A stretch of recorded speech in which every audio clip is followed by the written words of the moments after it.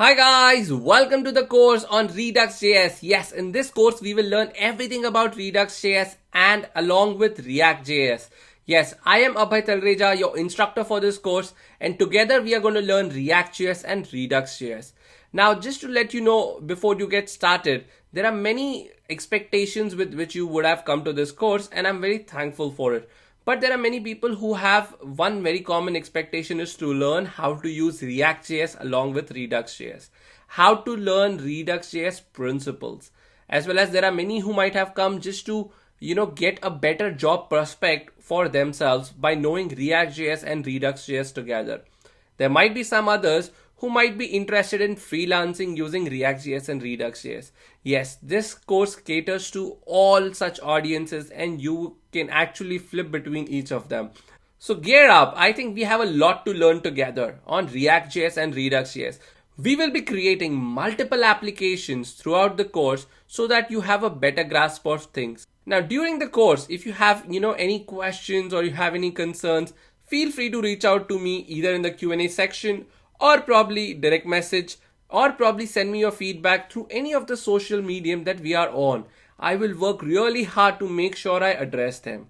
Now, during the course also, Udemy might ask you about a review or a rating which is at the very start of the course itself and you haven't even seen the course, which is completely okay. So you don't have to freak out about it. What usually students do is rate the course the best because they have come up with the best expectations. So they usually rate the course to the best of their knowledge, which is 5 stars. And as they progress during the course, they go ahead and update their feedback. And in most cases, they do not update the feedback because they end up liking the course. So rather than giving a lower rating, let's start with a higher expectation, higher rating, as well as a positivity in ourselves. The best way to take this course is going through each and every lecture and not to skip because there is a reason for the lecture to be in that particular order. But of course, you are very free to skip through the lectures if you are already familiar with that subject. The lectures usually are created in such a way that the single topic will be covered in them so that you are familiar with that topic. However, when we are coding a real world application, in that scenario, you might have to maintain a continuity so that you do not miss a step. Now, the other very big concern is to make sure that you code along with me. Yes, because coding is not a spectator sport.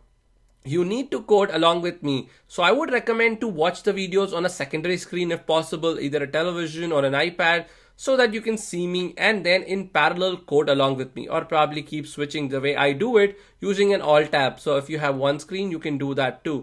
So make sure you code along with me because coding is extremely important for you to learn and grasp these topics. So the more you do, the better you get. So I would highly recommend actually, to make sure that you code along with me.